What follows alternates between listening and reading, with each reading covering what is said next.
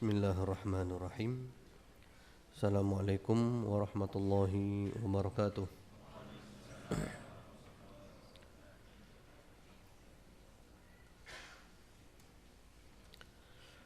Innal hamdalillah nahmaduhu wa nasta'inuhu wa nastaghfiruh wa na'udzu billahi min shururi anfusina wa min sayyiati a'malina.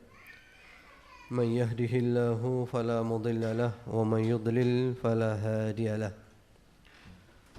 وأشهد أن لا إله إلا الله وحده لا شريك له وأشهد أن محمدا عبده ورسوله صلى الله عليه وعلى آله وسلم تسليما كثيرا أما بعد اللهم إنا نسألك علما نافعا ونعوذ بك من علم لا ينفع. Ma'asyiral muslimin, ikhwan wa akhwat fillah rahimakumullah. Hari ini adalah hari Rabu tanggal 23 Jumadats Tsaniyah 1435 Hijriah yang bertepatan dengan 23 April 2014. Insyaallah kita lanjutkan kajian kita dari kitab Hisnul Muslim min Adhkaril Kitabi was Sunnah yang sudah diterjemahkan dalam bahasa Indonesia dengan judul Doa dan Wirid dan banyak sekali penerbitnya, yang ditulis oleh Fadilatul Syekh Dr. Sa'id bin Ali bin Wahab Al-Qahtani hafizahullah ta'ala, dan buku ini juga ada syarahnya dan sudah ada terjemahannya yang ditulis syarahnya oleh Syekh Majdi bin Abdul Wahab Ahmad dan juga telah dikoreksi oleh penulis kitab ini. Kitab dzikir ini sangat penting, dzikir harian, dzikir yang rutin dari Nabi Muhammad sallallahu alaihi wa ala alihi wasallam. Sebelumnya mohon maaf karena hidungnya agak tersumbat. Mudah-mudahan suaranya jelas. Hidung tersumbat adalah nikmat dari Allah Subhanahu wa ta'ala. Penyakit humma atau flu itu adalah penyakit yang paling bagus untuk melebur dosa, menambah pahala dan meninggikan derajat. Ada hadits-hadits dari Rasulullah Muhammad sallallahu alaihi wasallam tentang keutamaan orang sakit flu, karena flu itu masuk ke seluruh persendian tubuh sehingga melebur dosa yang ada di seluruh tubuh. Sehingga ada seorang sahabat yang berdoa agar supaya selama hidupnya selalu sakit flu, tapi sakit flu yang tidak menghalangi untuk ibadah dan jihad fisabilillah, dan doanya dikabulkan Allah Subhanahu wa ta'ala.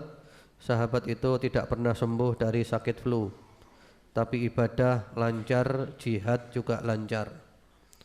Namun kita jangan niru sahabat itu karena itu berat. Rasulullah sallallahu alaihi wasallam menganjurkan kita minta sehat. Salullahal afiyah. Mintalah kepada Allah al-afiyah. Afiyah itu sehat wal afiyat. Bahkan ada seorang sahabat yang sakit amat sangat parah. Lalu ketika ditanya, kenapa kamu kok sampai sakit seperti ini? Ternyata dia berdoa kepada Allah agar supaya kalau punya dosa segera dihukum oleh Allah di dunia ini. Dan ternyata dikabulkan Allah, dia dibuat sakit demikian parah. Karena itu Rasulullah sallallahu alaihi wasallam melarang, jangan minta dihukum oleh Allah, tapi minta apa? Diampuni oleh Allah Subhanahu wa ta'ala. Ya. Jadi penyakit flu itu sangat baik untuk melebur dosa. Kami ada pengajian masalah ini yang berjudul hiburan untuk orang sakit dan tertimpa musibah, selama dalam sekitar berapa 10 atau 15 kali pertemuan. Satu CD itu sangat bagus kalau orang lagi sakit, orang lagi kena musibah, dengarkan itu, insya Allah rasanya sejuk banget. Ya. Karena ternyata semuanya penuh dengan nikmat. Kita kembali ke dalam kitab Hisnul Muslim. Yang terakhir sampai di mana kita?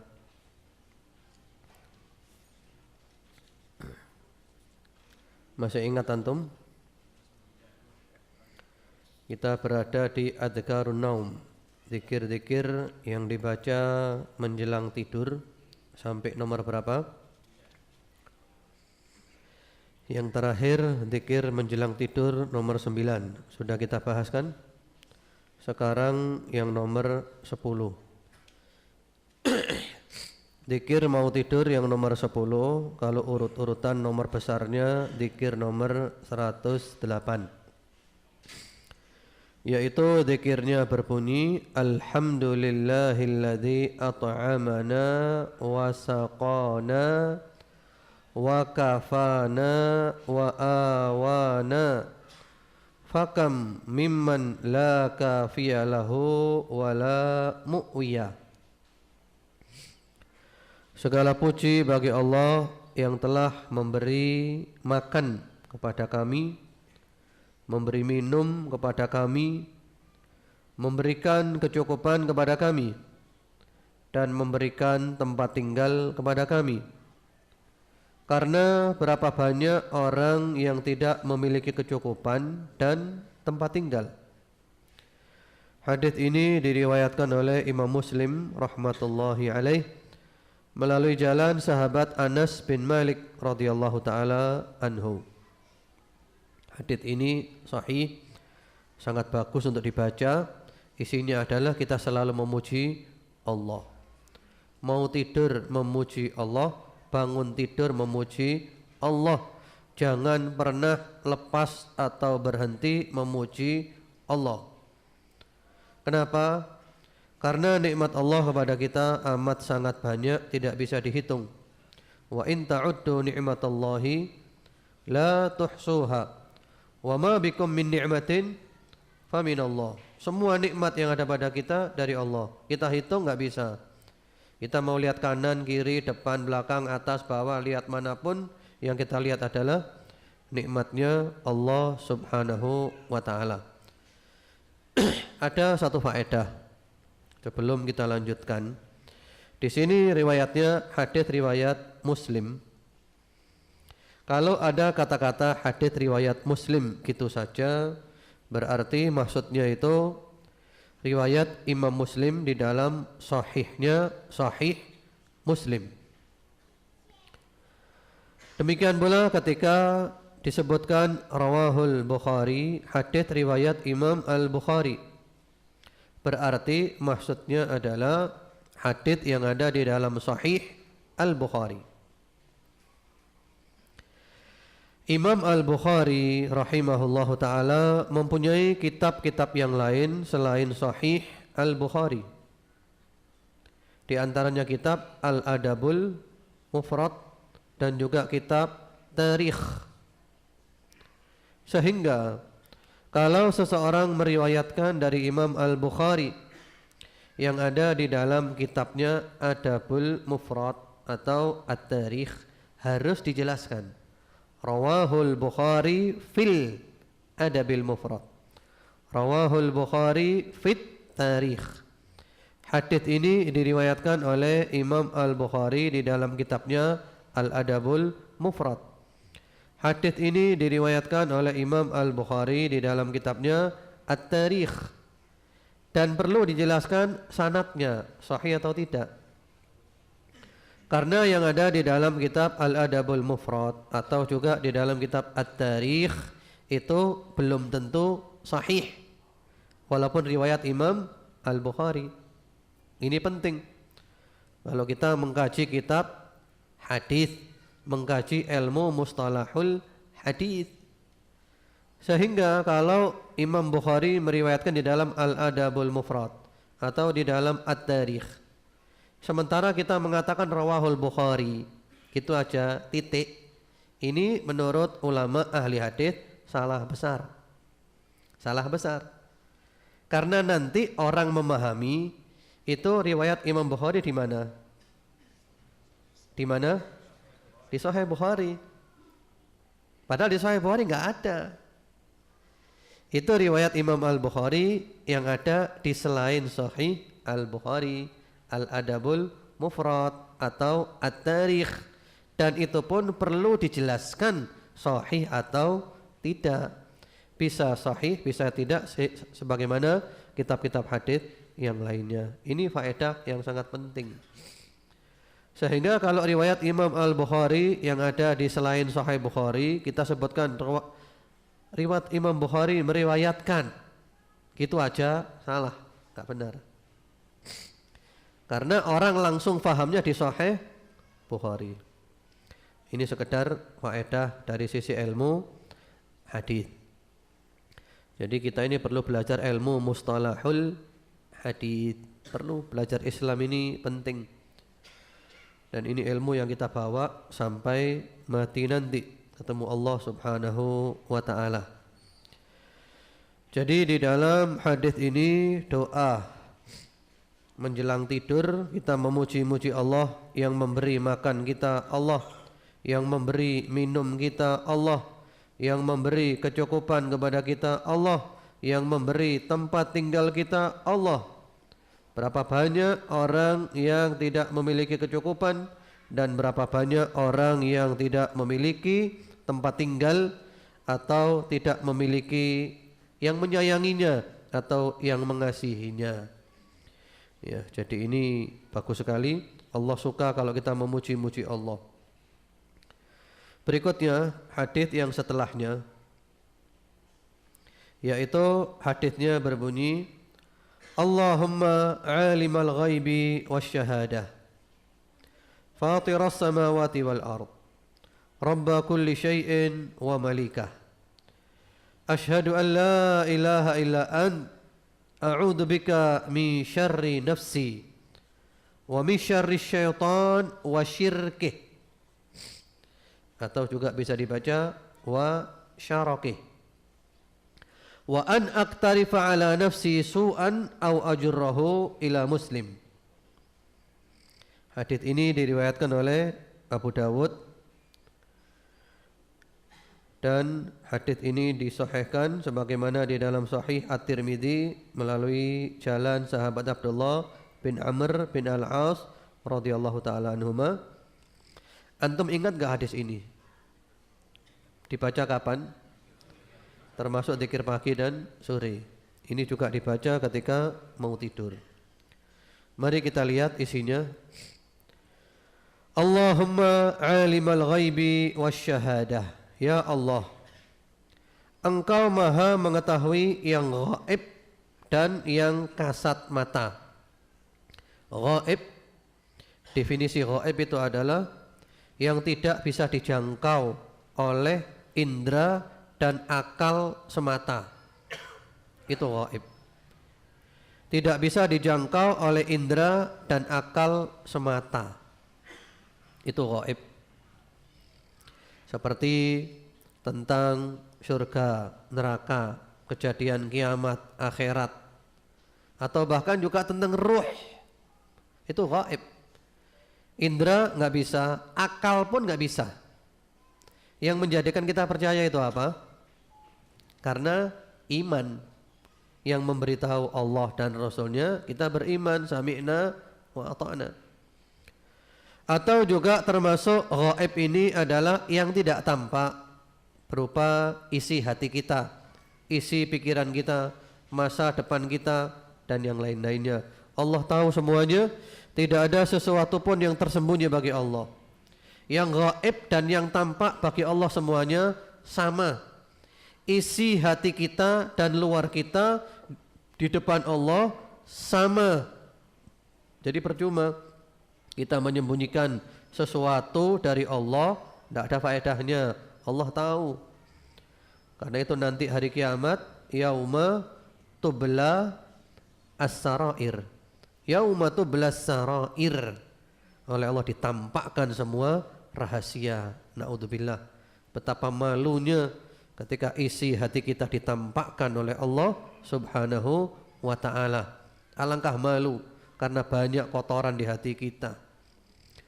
Allah tahu yang gaib, Allah tahu yang tampak. Karena itu hati-hati dengan hati. Jangan main-main dengan hati.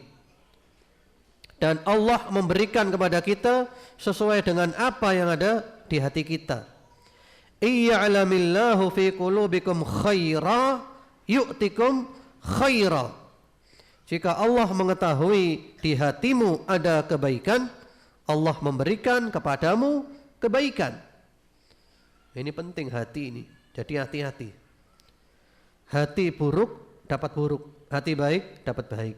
Jadi Allah lihat hati. Terlalu banyak ayat-ayat yang menyatakan yang Allah lihat itu hati. Di samping juga amal perbuatan ya, tapi hati yang lebih dominan.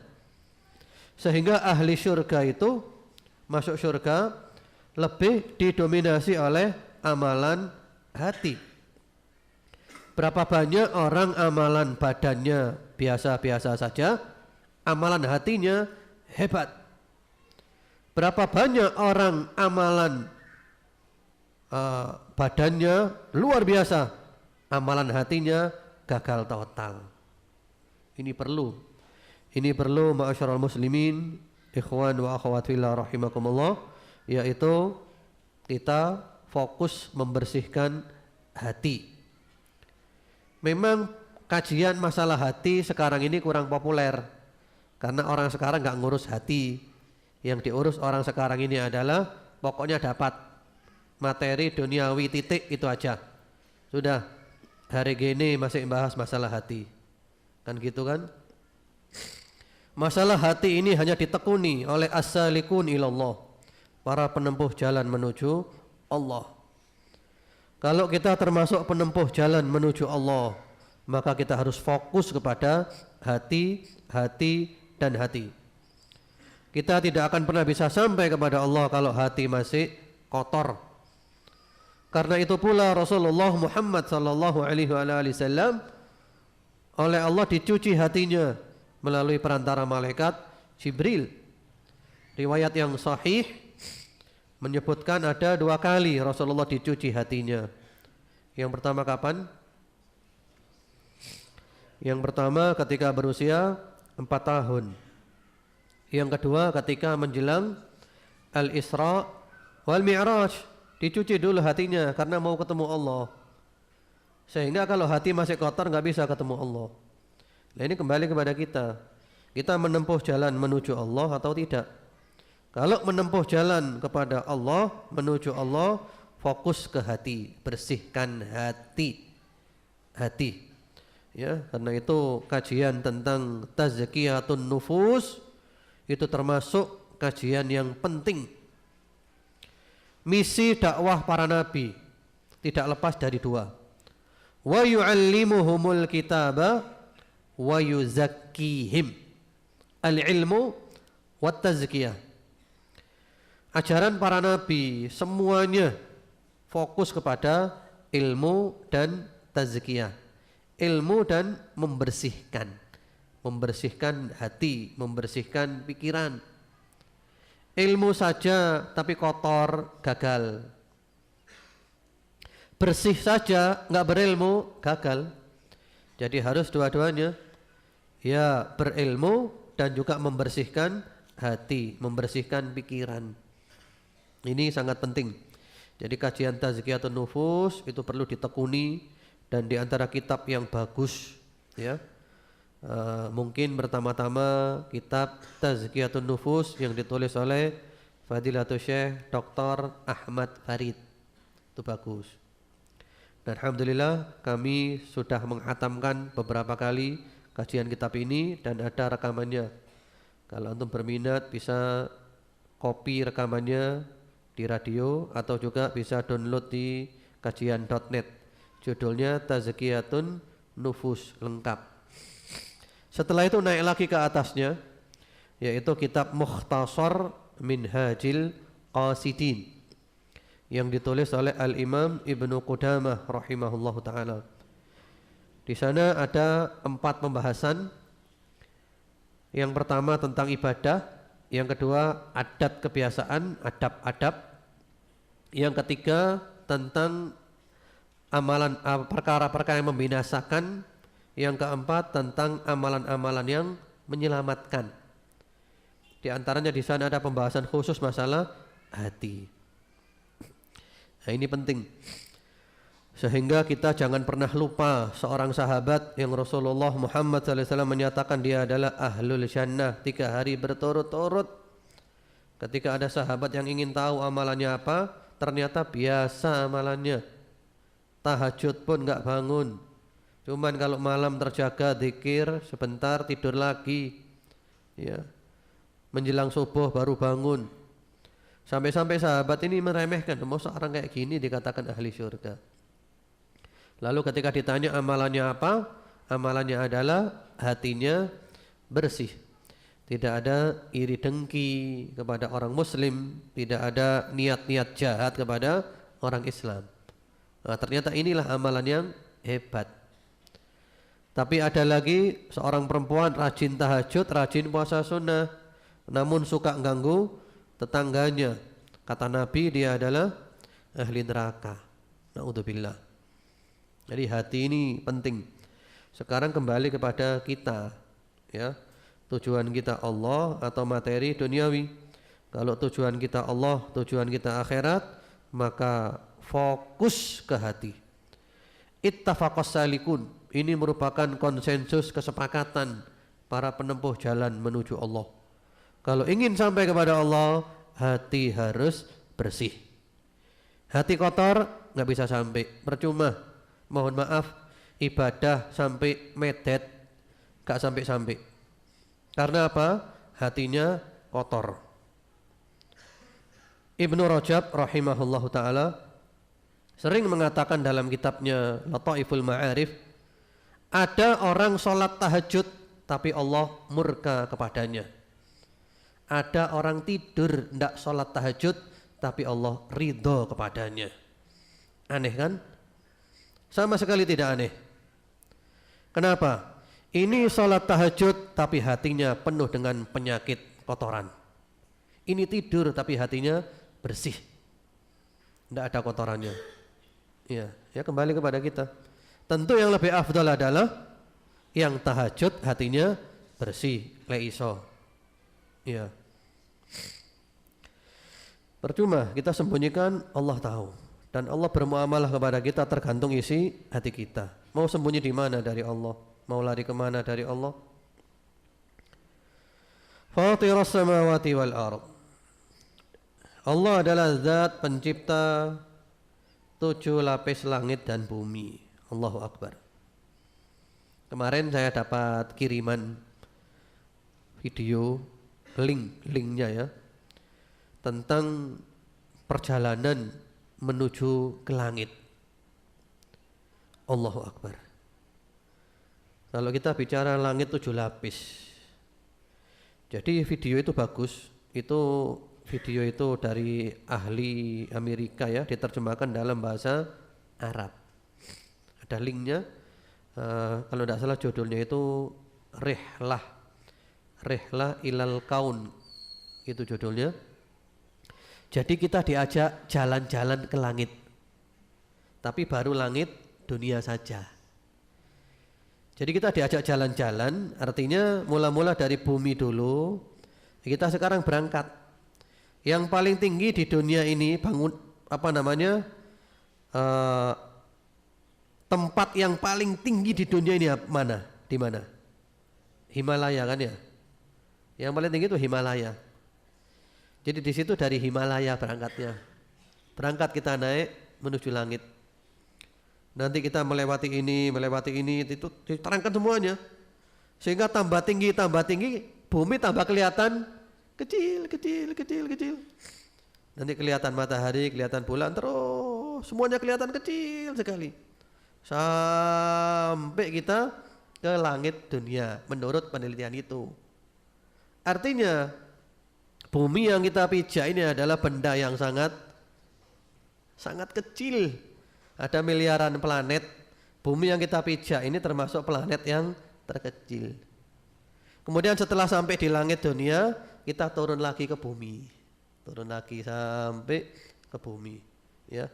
Bagaimana pula dengan langit yang kedua, langit yang ketiga, langit yang keempat, sampai langit yang ketujuh, sampai Sidratul Muntaha. Allahu Akbar. Yang mana Rasulullah Muhammad SAW sampai ke sana, diliputi oleh warna-warni yang sangat indah yang tidak bisa diceritakan. Malaikat Jibril nggak bisa nembus ke sana. Kalau masuk terbakar. Rasulullah bisa masuk. Allahu Akbar. Dengan merenungkan seperti ini, kita merasa bahwa kita ini kecil, cilik mokong, yaitu menungso. Kecil macam-macam. Mestinya kita ini tunduk aja. Kita fokus kepada apa yang telah saya perbuat untuk persiapan setelah mati nanti. Itu yang perlu kita pikirkan. Ya. Kemudian Rabba kulli syai'in wa malikah. Rabb dan pemilik segala sesuatu, Allah. Rabb itu pencipta, pemilik dan pengatur segala sesuatu. Semuanya milik Allah. Termasuk hatinya orang milik Allah. Jadi kita fokusnya kepada Allah. Di antara doa yang terbaik yang sering dibaca oleh Rasulullah sallallahu alaihi wasallam adalah ya muqallibal qulub tsabbit qalbi ala dinik. Wahai zat yang membolak-balikkan hati, tetapkan hatiku di atas dinmu. Karena hati ini berbolak-balik. Sampai-sampai diibaratkan oleh Rasulullah sallallahu alaihi wasallam seperti air yang mendidih. Air kalau direbus, digodok, yang terjadi apa? Ya, blukutuk seperti itu, ya. Hati lebih berbolak-balik dari itu. Atau bahkan seperti sehelai bulu yang berada di tengah padang pasir yang ditiup angin kencang. Bagaimana keadaan bulu itu? Goyang luar biasa. Itulah hati.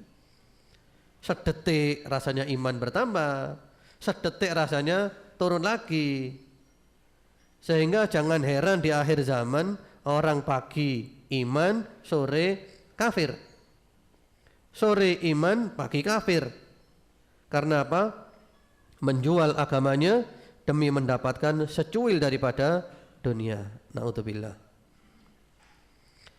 Allah pemilik segala-galanya, sehingga kita perlu selalu minta kepada Allah. Asyhadu an la ilaha illa an. Aku bersaksi bahwa tidak ada yang berhak diibadahi secara benar melainkan Engkau. A'udzu bika min syarri nafsi. Aku berlindung kepadamu dari kejelekan diriku sendiri. Ini doa yang luar biasa. Di dalam diri kita ini banyak kejelekan. Nafsi, diri kita, nafsu kita, kejelekannya ini banyak.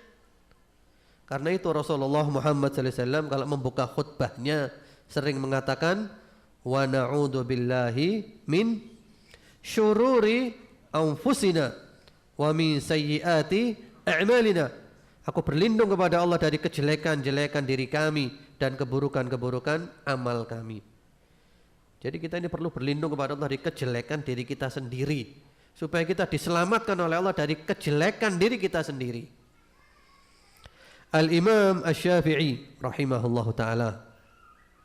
Imam Syafi'i itu namanya siapa? Muhammad bin Idris rahmatullah alaih. Beliau ketika diminta nasihat oleh seseorang, jawabannya apa? Nafsuka illam tushghilha bil haqq syaghalatka bil batil. Nasihatnya adalah dirimu sendiri, nafsumu. Kalau kamu tidak menyibukkan dengan yang hak, maka dia akan menyibukkan kamu dengan yang batil. Diri kita. Jadi kalau kita tidak menyibukkan dengan yang baik-baik, maka diri kita akan menyibukkan kita dengan yang buruk-buruk. Karena itu kita perlu berlindung kepada Allah dari kejelekan, kejahatan diri kita sendiri. Kemudian wa min syarri syaitan wa syirkih. Dan dari kejahatan setan dan seruannya, itu bisa dibaca wa syirkih atau wa syarokih. Kalau syarokih setan dan tipu dayanya, dua-duanya boleh, ya. Wa min syarri syaitan wa syirkih atau wa min syarri syaitan wa syarakih. Wa an aqtarifa ala nafsi su'an, serta berlindung pula dari perbuatan diriku yang melanggar hukum. Kita berlindung kepada Allah, jangan sampai kita melakukan perbuatan-perbuatan buruk yang melanggar hukum. Au ajurrahu ila muslim, atau menularkannya kepada sesama muslim, yaitu kita mengajak orang untuk berbuat buruk, melanggar hukum. Doa yang sangat bagus, hadisnya sahih, dan doa-doa seperti ini, ya, doa dan zikir itu kalau kita ingin mempunyai pengaruh, supaya punya pengaruh yang maksimal. Dulu pernah kita bahas, ya, bagaimana caranya supaya doa dan zikir itu mempunyai pengaruh yang maksimal. Caranya dua, yaitu yang pertama-tama ad-dawam, dibacanya itu sering. Yang kedua hudurul qalb, hatinya hadir. Jadi kalau antum baca zikir, baca wirid, kalau kepingin benar-benar mujarab, benar-benar mandi, ya, syaratnya dua. Yang pertama-tama yang sering dibaca, ibaratnya pedang itu sering diasah. Kemudian yang kedua, membacanya hatinya hadir. Jadi ketika baca itu dengan penghayatan, dengan meresapi. Karena kalau baca sambil ngelamun, pengaruhnya kurang. Bukan tidak ada pengaruhnya, ada. Semua zikir, semua doa ada pengaruhnya. Cuman kalau ingin pengaruhnya itu maksimal, syaratnya dua, sering dibaca dan hatinya hadir. Kemudian berikutnya lagi, zikir yang nomor 12 daripada zikir mau tidur, dan ini merupakan zikir yang nomor 110 dari urutan totalnya. Yaqra'u alif lam mim tanzil as-sajdah wa tabarakalladzi biyadihil mulk, yaitu membaca alif lam mim tanzil atau surat as-sajdah dan tabarakalladzi biyadihil mulk, yaitu surat al-mulk atau surat tabarak. Hadisnya diriwayatkan oleh At-Tirmidzi, An-Nasa'i dengan sanad yang sahih sebagaimana di dalam Sahih Al-Jami' melalui jalan sahabat Jabir bin Abdullah radhiyallahu taala anhuma, ya, bahwasanya kana Rasulullah sallallahu alaihi wasallam la yanamu hatta yaqra alif lam mim tanzil wa tabarakalladzi biyadihil mulk, bahwasanya Rasulullah sallallahu alaihi wasallam tidak tidur sehingga membaca surat As-Sajdah dan surat Tabarak. Ini, ya, boleh dibaca menjelang tidur atau boleh juga dibaca pada waktu malam, walaupun bukan menjelang tidur. Mungkin bacanya ba'dal maghrib, tidak apa-apa. Tidak apa-apa, terutama yang paling ditekankan adalah surat Al-Mulk secara khusus. Saya mengumpulkan beberapa riwayat tentang surat Al-Mulk karena banyak hadis tentang keutamaan surat atau ayat tertentu yang tidak sahih. Sehingga kalau ada keutamaan surat atau ayat tertentu, hadisnya perlu diteliti kembali. Kalau kita mau bicara ilmiah, ya, karena dulu menurut cerita dari para ulama, dulu terutama pada zaman Imam Abu Hanifah rahimahullahu taala, itu masyarakat lebih senang mempelajari fikih daripada membaca Al-Quran. Sibuk fikih dan fikih. Lalu ada orang yang punya niat baik, niatnya baik, ya, bagaimana caranya supaya orang-orang ini mau kembali kepada Al-Quran, suka membaca Al-Quran? Caranya adalah saya harus ngarang hadis-hadis tentang keutamaan surat atau ayat tertentu. Dikarang. Barang siapa baca ini keutamanya ini, baca ini terus. Sudah disebarkan hadisnya qala Rasulullah sallallahu alaihi wasallam. Ternyata efektif. Orang kan gitu kan biasanya. Kalau ada keutamaan gitu baru semangat, efektif. Akhirnya menjelang wafat yang ngarang hadis itu tobat kepada Allah. Dia menceritakan bahwa dia telah memalsukan sekian banyak hadis tentang keutamaan surat atau ayat Al-Quran. Sehingga perlu diteliti. Kalau kita mau bicara ilmiah ya, monggo. Kalau nggak mau ilmiah silahkan. Ada satu kisah yang menarik terjadi kepada Syekh Abdul Aziz bin Abdullah bin Baz rahimahullahu ta'ala. Syekh bin Baz itu umur 19 tahun, matanya kabur. Umur 20 tahun, buta total. Tapi matanya oleh Allah dijadikan buta, hatinya oleh Allah dijadikan tajam. Masya Allah, hafal Al-Quran, hafal ilmu hadith, ilmunya luar biasa. Bahkan perawi-perawi hadith hafal, sehingga beliau bisa tahu hadith ini sahih atau enggak sahih, tahu alasannya apa, tahu ilmu rijal, perawi hadith hafal, perawi ini bagaimana keadaannya tahu. Allahu Akbar. Dan beliau juga ahli ibadah, beliau juga dermawan.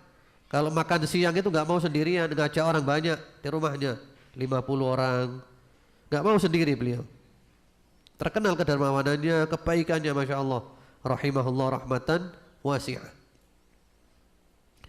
Waktu itu ada hadis aneh, tapi tertulis di situ rawahu Muslim. Perawinya adalah Muslim. Dicari di Sahih Muslim, nggak ada. Akhirnya ditanyakan, Syekh, hadis ini Syekh, qala Rasulullah sallallahu alaihi wasallam gini, rawahu Muslim. Tapi di Sahih Muslim enggak ada, Syekh. Gimana, Syekh? Beliau merenung sebentar. Na'am. La'allahu muslimun minal muslimin. Mungkin maksudnya muslim itu adalah orang Islam. Perawinya adalah orang Islam, bukan imam Muslim. Artinya hadis palsu itu. Subhanallah. Nah, ini ada hadis-hadis yang sanadnya sahih atau hasan tentang keutamaan surat Al-Mulk atau surat Tabarak. Ya. Yang pertama-tama hadisnya berbunyi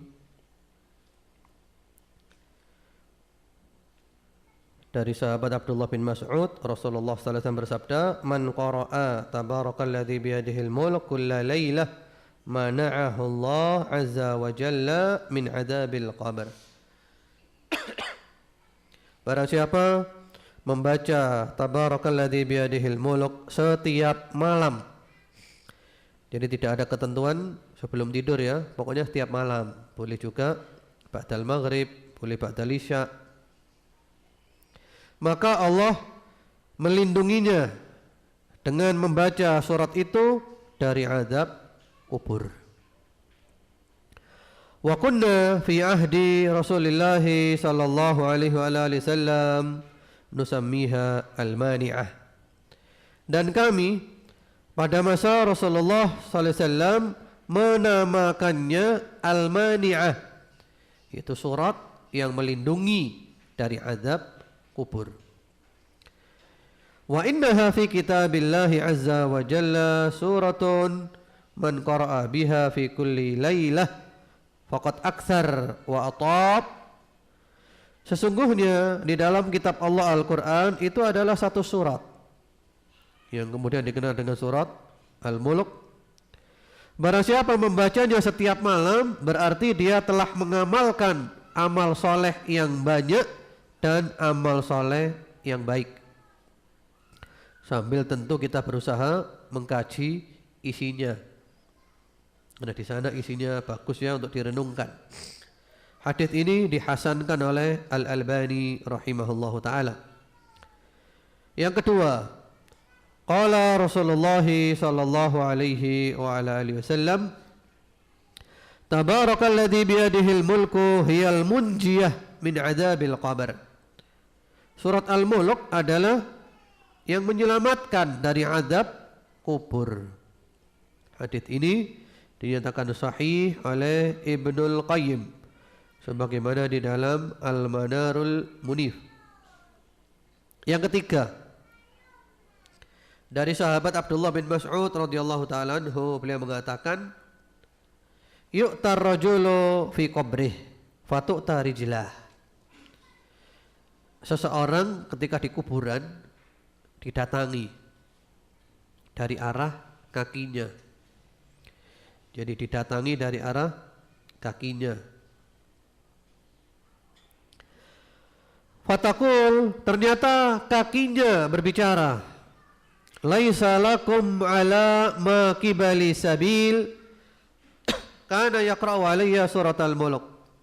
Oh, tidak ada jalan bagimu dari sini, karena dia selalu membacakan atasku surat Al-Mulk. Thumma yu'ta min qibali sadrih aw qala batnih fayaqul laisa lakum ala ma qibali sabil aw kana aw'a fiya surah Al-Mulk. Lalu didatangi dari arah dadanya atau perutnya. Ternyata dada atau perut itu berbicara, tidak ada jalan bagimu dari sini, karena dia menyimpan surat Al-Mulk dalam diriku. Berarti orang ini hafal surat Al-Mulk. Thumma yu'ta min qibali ra'sih fayaqul laisa lakum ala ma qibali sabil kana yaqra'u bi surat Al-Mulk. Lalu dia didatangi dari arah kepalanya, dan kepalanya mengatakan tidak ada jalan bagimu dari arah sini, karena dia selalu membaca denganku surat Al-Mulk. Membaca dengan kepalanya, dengan mulutnya. Fahiyal mani'ah, surat ini adalah al-mani'ah yang menyelamatkan. Tamna'u adabal qabr, yang menyelamatkan dari adab kubur. Wahiyya fit Taurah, surat Al-Mulk, dan dia juga ada di kitab Taurat, yaitu surat Al-Mulk. Man qara'aha fi lailatin faqad aktsar wa atyab. Barang siapa membacanya pada satu malam, berarti dia mengamalkan amalan yang banyak dan amalan yang baik. Itu dulu aja. Saya kira cukup ya, sudah masuk waktu Isya kan? Insyaallah nanti aja kita lanjutkan surat Al-Mulk ini pada pekan depan, sambil kita mengkaji sedikit daripada isinya, atau kalau mungkin pekan depan saya berhalangan, ya mungkin ketika tidak berhalangan, karena sepertinya pekan-pekan ini saya sering keluar, ada acara-acara di luar yang perlu untuk saya hadiri. Jadi kalau pas tidak ada, ya diganti dulu dengan yang lainnya. Kalau pas ada, kita lanjutkan lagi kajian kita ini. Wallahu alam, saya kira itu dulu aja. Wallahu alam. Semoga bermanfaat. Semoga Allah menjadikan kita istiqamah dan umur kita ditutup dengan husnul khatimah. Allahumma amin. Subhanakallahumma bihamdika asyhadu an la ilaha illa anta astaghfiruka wa atubu ilaik. Assalamualaikum warahmatullahi wabarakatuh.